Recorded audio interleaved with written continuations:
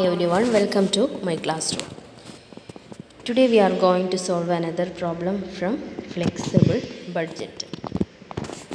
Question: Glamour Limited has prepared a budget for the production of 1 lakh units of the only commodity manufactured by them for a costing period as under: raw material cost, labor, direct expense, works overhead, administrative overhead, selling overhead. ഇതിലൊക്കെ നമുക്ക് unit cost തന്നിട്ടുണ്ട്. ഒരു യൂണിറ്റിന് ഇത്ര രൂപയാണെന്ന് പറഞ്ഞ് തന്നിട്ടുണ്ട്. ഇതിൽ works overhead 60% fixed, then 40% variable ആയിരിക്കും. Next administrative overhead 80% fixed, that means 20% variable. Selling overhead 50% fixed, then remaining 50% variable. Actual production during the period was only 60,000 units. Calculate revised budget cost per unit. അപ്പോൾ 1 lakh യൂണിറ്റിൻ്റെ ബഡ്ജറ്റാണ് prepare ചെയ്തിട്ടുള്ളത്. നമുക്ക് ശരിക്കും production only 60,000 unit ഉണ്ടായിട്ടുള്ളൂ. അപ്പോൾ എത്രയാണ് 60,000 unit ആണെങ്കിൽ അതിൻ്റെ കോസ്റ്റ് എങ്ങനെയായിരിക്കും എന്നാണ് നമുക്ക് കാണിക്കേണ്ടത്. അപ്പോൾ റിവൈസ്ഡ് ബഡ്ജറ്റ് നമ്മൾ പ്രിപ്പയർ ചെയ്യണം. 1 lakhൻ്റെ ഓൾറെഡി പ്രിപ്പയർ ചെയ്ത് വെച്ചിട്ടുണ്ട്. 60,000ലേക്ക് നമുക്കത് കൺവേർട്ട് ചെയ്തിട്ട് പ്രിപ്പയർ ചെയ്യണം. അപ്പോൾ ഇവിടെ ശ്രദ്ധിക്കേണ്ടത് works overhead, administrative overhead, selling overhead, ഇതിൽ 3ലാണ് വേരിയേഷൻസ് ഉള്ളത്. ഓക്കെ, അപ്പോൾ അത് അവിടെയാണ് നമുക്ക് വർക്കിംഗ് നോട്ട് ആവശ്യമായിട്ട് വരുന്നത്. അപ്പോൾ നമുക്ക് ആദ്യം വർക്കിംഗ് നോട്ടിലേക്ക് ആദ്യം പോവാം. അപ്പോൾ ഇവിടെ നോക്കിയേ, വർക്ക്സ് ഓവർഹെഡ് എന്ന് പറയുന്നത് എത്രയാണ്? വർക്ക്സ് ഓവർഹെഡ് എന്ന് പറയുന്നത് 60% ഫിക്സഡും ബാക്കി എന്തായിരിക്കും? വാരിയബിൾ ആയിരിക്കും. 40% വാരിയബിൾ ആവും. 2.5 ആണ്, ഈ 2.5 രൂപയാണ് എന്ത് യൂണിറ്റ് കോസ്റ്റ്. 1 lakh യൂണിറ്റാണ് പ്രൊഡ്യൂസ് ചെയ്യുന്നത്. ഓക്കെ, അപ്പോൾ നമുക്കിതിൻ്റെ വർക്കിംഗ് നോട്ട് എങ്ങനെ നോക്കാം. 60% of works overhead is fixed, that means 1,50,000 എന്ന് വെച്ചാൽ 2.5 രൂപയാണ് ഒരു യൂണിറ്റിന്. 2.5 രൂപയാണ് ക്വസ്റ്റ്യന് തന്നിട്ടുള്ളത്. അപ്പോൾ 2.5 രൂപ ഇൻറ്റു 1 lakh യൂണിറ്റ് അല്ലേ ഉള്ളത്. അപ്പോൾ ടോട്ടൽ എമൗണ്ട് വരെ എത്രയാണ്? 2,50,000 അല്ലേ. ക്വസ്റ്റ്യൻ നോക്കൂ, ഇവിടെ 2.5 രൂപയാണ് ഒരു യൂണിറ്റിന്. 1 lakh യൂണിറ്റാണ് പ്രൊഡ്യൂസ് ചെയ്യുന്നത്. അപ്പോൾ മൾട്ടിപ്ലൈ ചെയ്യുമ്പോൾ 2,50,000 ആണ് നമുക്ക് എന്ത് കിട്ടുന്നത്? ടോട്ടൽ എമൗണ്ട് കിട്ടുന്നത്. ആ ടോട്ടൽ എമൗണ്ടിൻ്റെ 2,50,000ൻ്റെ 60% എന്താണ്? ഫിക്സഡ് ആണ്. എന്ന് വെച്ചാൽ 1,50,000 എമൗണ്ട് ഫിക്സഡ് ആണ്, ബാക്കിയുള്ളത് വേരിയബിളാണ്. ബാക്കി 1 lakh അല്ലേ ഉള്ളത്, അത് വേരിയബിളാണ്.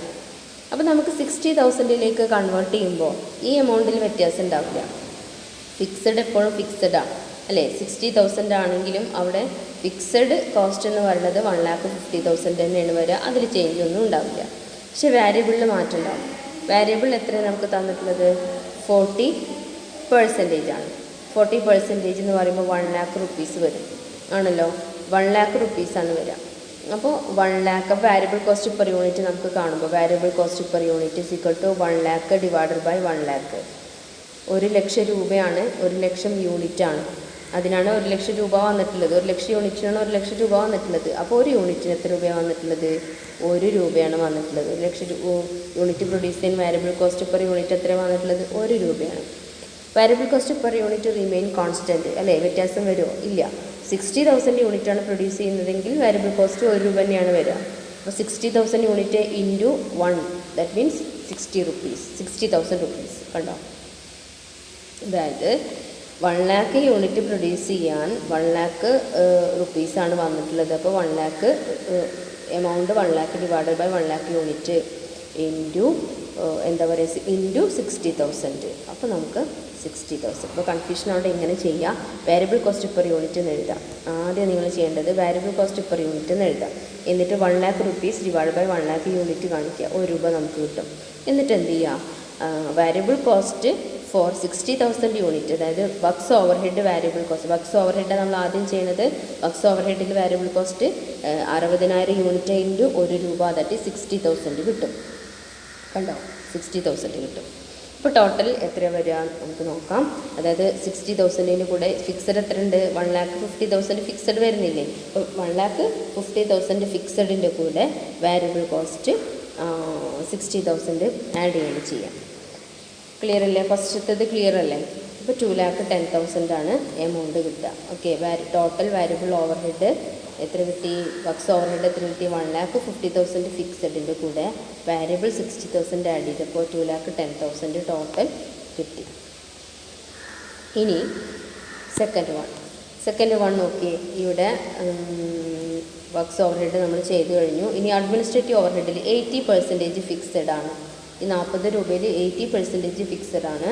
അതിൽ ബാക്കി 20% എന്തായിരിക്കും? വാരിയബിൾ ആയിരിക്കും. ഓക്കെ, 1 lakh യൂണിറ്റ് ആണ് ഉള്ളത്. അപ്പോൾ ഇത് ക്ലിയർ അല്ലേ? ഇതെങ്ങനെയാണ് ചെയ്തിട്ടുള്ളത് നോക്കാം.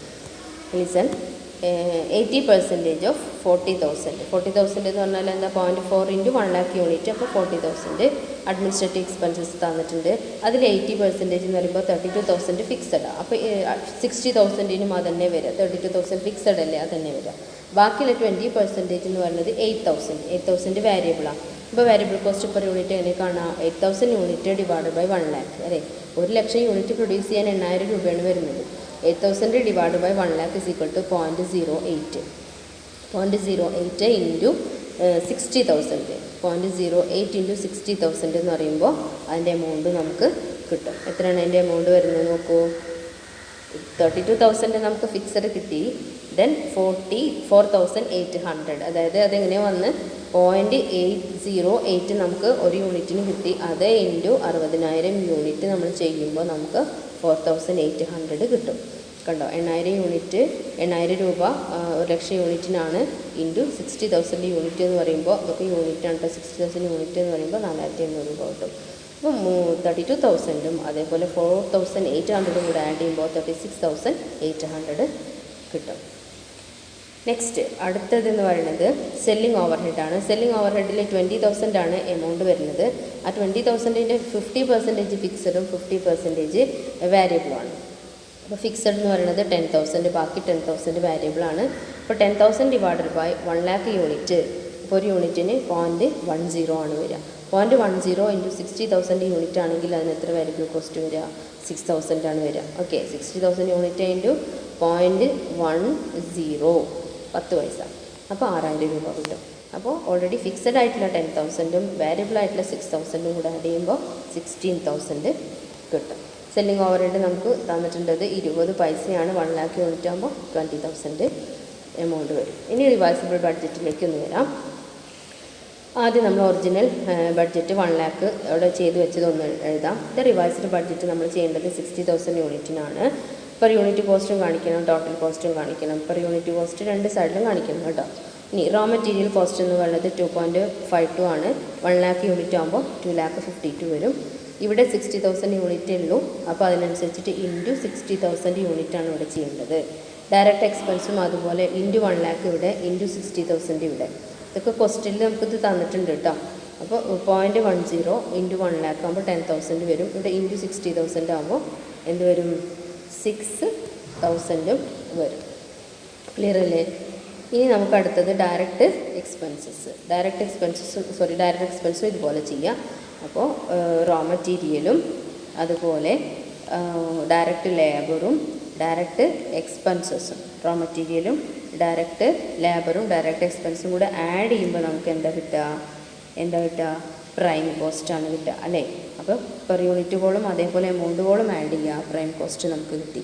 ഇനി വർക്ക്സ് ഓവർ ഹെഡാണ് നമുക്ക് ആഡ് ചെയ്യാനുള്ളത്. നമുക്കറിയാം 2.50 ആണ് 1 lakh യൂണിറ്റിന് ടോട്ടൽ എമൗണ്ട് എന്ന് പറയുമ്പോൾ ഇൻറ്റു 1 lakh യൂണിറ്റ് ആകുമ്പോൾ നമ്മളത് കാൽക്കുലേറ്റ് ചെയ്ത് വെച്ചിട്ടുണ്ട്, ഓൾറെഡി തന്നിട്ടുണ്ട്. ഇൻറ്റു 1 lakh ചെയ്താൽ മതി. 60,000ൻ്റെ നമുക്കറിയില്ല, നമ്മൾ കൺവേർട്ട് ചെയ്തിട്ട് ചെയ്ത് വെച്ചിട്ടുണ്ട് വർക്കിംഗ് നോട്ടിലേക്ക് നോക്കാം. അതായത് ഈ 2,10,000 ആണ് നമുക്ക് കിട്ടിയിട്ടുള്ളത് അല്ലേ. 1,50,000ൻ്റെ കൂടെ നോക്കി, 1,50,000ൻ്റെ കൂടെ 60,000 ആഡ് ചെയ്തപ്പോൾ 2,10,000 ആണ് നമുക്ക് കിട്ടിയിട്ടുള്ളത്. അപ്പോൾ അതിൻ്റെ പെർ യൂണിറ്റ് എങ്ങനെ കാണുക? ഡിവൈഡഡ് ബൈ 60,000 ചെയ്താൽ കിട്ടും. ഡിവൈഡ് ബൈ 60,000 ചെയ്തിട്ടുണ്ടെങ്കിൽ നമുക്ക് ഏത് കിട്ടും? 3.50 കിട്ടും. അതേപോലെ തന്നെ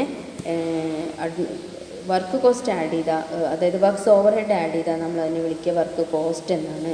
അതിൻ്റെ കൂടെ അഡ്മിനിസ്ട്രേറ്റീവ് ഓവർ ഹെഡ് ആഡ് ചെയ്യുക, അതിപ്പോൾ നമുക്ക് കോസ്റ്റ് ഓഫ് പ്രൊഡക്ഷനാണ് കിട്ടുക.